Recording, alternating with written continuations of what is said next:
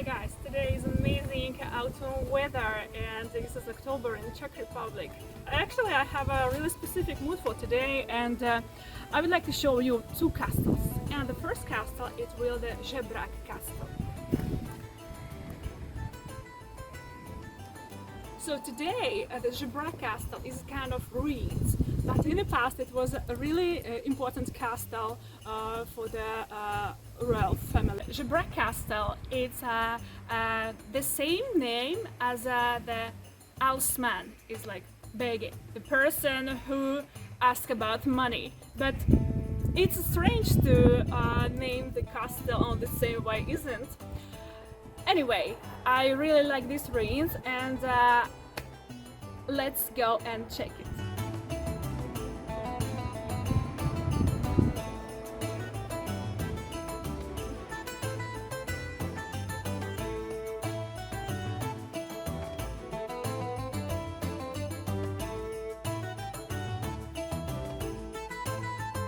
So the castle was established in the second half of the 13th century by Jan Oldřich z Valmberka. Don't try to pronounce it, it's a really Czech specific spell. Anyway, the castle, it was important because it's located on the way from the park to Bavaria. And in the past, the Waldeck family, they owned the castle almost that 100 years. After that, they sold it to the Jan Luxemburg, the father of the Charles IV. Charles IV, he did some reconstructions here. For example, he established here the church.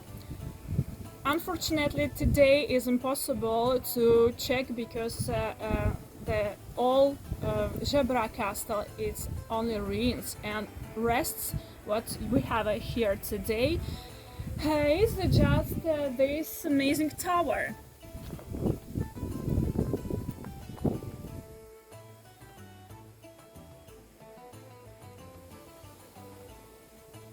This kind of tower, the round base, it calls Belkfried.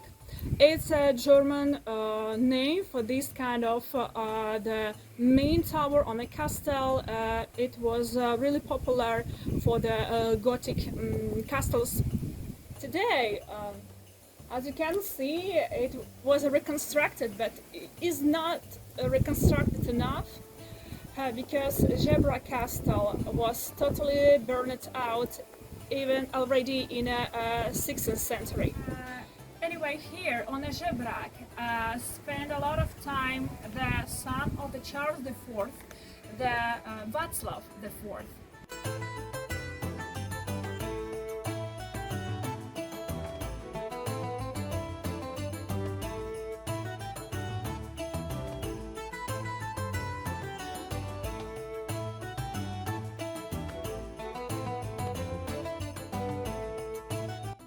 Václav IV, the Václav IV, he really loved this place, he loved this castle, and he did the festivals here, of course, for other nobilities, and it was a really important castle during the rule of the Václav IV. This castle burned out at least twice, and Václav IV, he decided to make a reconstruction, but it was a really long reconstruction, and at the same time he decided to establish near the another one, is the castle Tocnik. I will show you it later.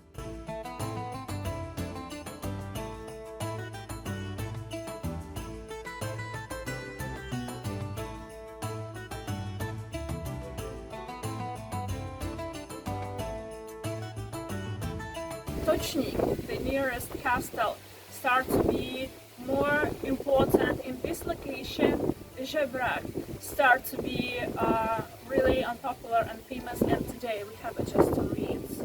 The Zebrak castle, it wasn't just a ruin even in the 18th century, and you know, in the 18th century it was a really romantic time period, and romanticism, it calls exactly like that. And all ruins from the old castle, it was they were so popular. That's why they even there decided to keep it like a ruin.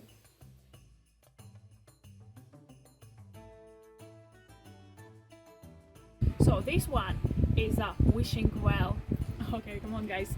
Just all castles, they must have a well inside. This is the well inside of the castle, of course, together with the tower, together with the fortification. This is just an important kind of thing that is necessary, should be presented in a castle, because the water is life.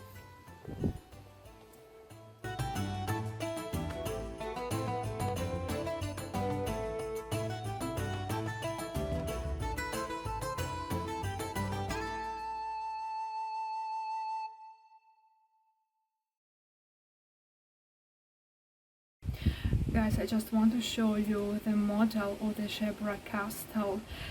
This model presents the original view of Zebrak castle with 3 towers. Just look at this.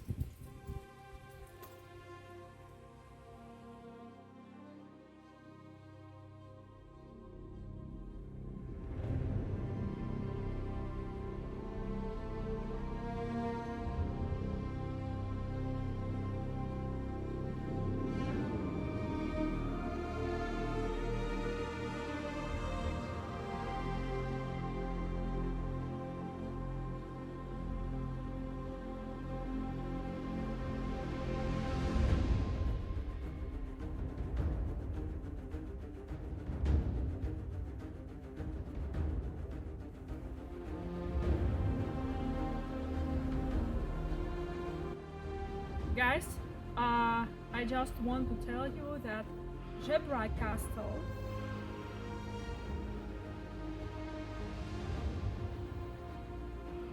is not far away from the Tocnik castle. It's actually just approximately 100 meters. So just let's go and I will show you the Tocnik castle.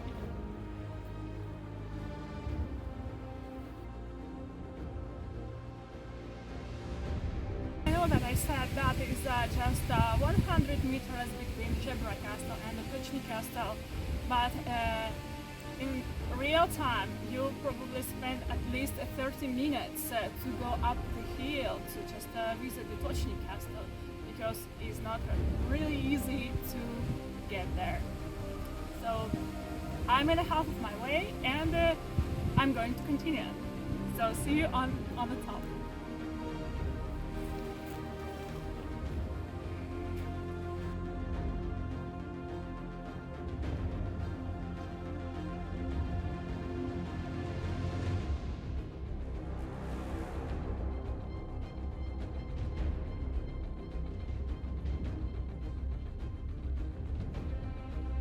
Finally guys, we are on the top near Tocnik castle, and this castle was established by Václav IV in 1398, and this is amazing late Gothic architecture. Here you can see the typical symbolic of the Václav IV. This one, the bird, is a king's fisher. And this is the logo of the Václav IV. This castle actually has amazing architecture and amazing reliefs, bas-reliefs with late Gothic motifs. But unfortunately today we cannot get into the castle. And anyway, I would like to tell you more about this because during the Václav IV, it was almost the main castle after the Prague castle and after the Křivoklát and Karlštejn. So this was the 4th main castle in the Czech lands during the Václav IV.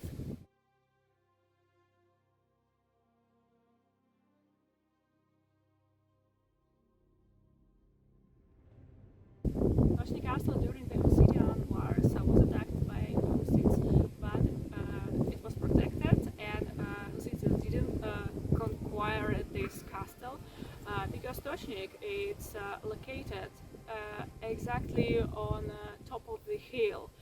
And it was a property of the Wenceslav IV. But after during the Hussitian wars, of course, it was it changed owners during the time, and it was a problem for the castle because the owners didn't get much care about their property.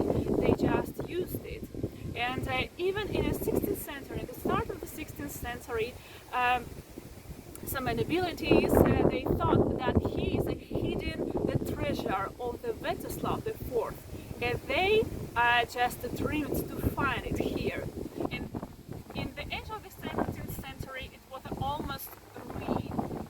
So what we can see now, this is the reconstruction of the Tocnik castle, and the reconstruction just started at the 2007.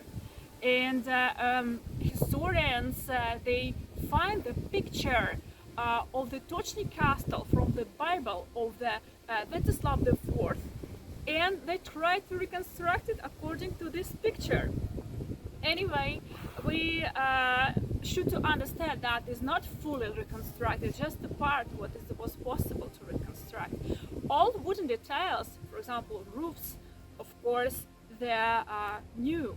And I still thinking that the Tocnik castle is an amazing one, but unfortunately it has a really bad history about how owners to care about their property. Yes, it's a pleasure.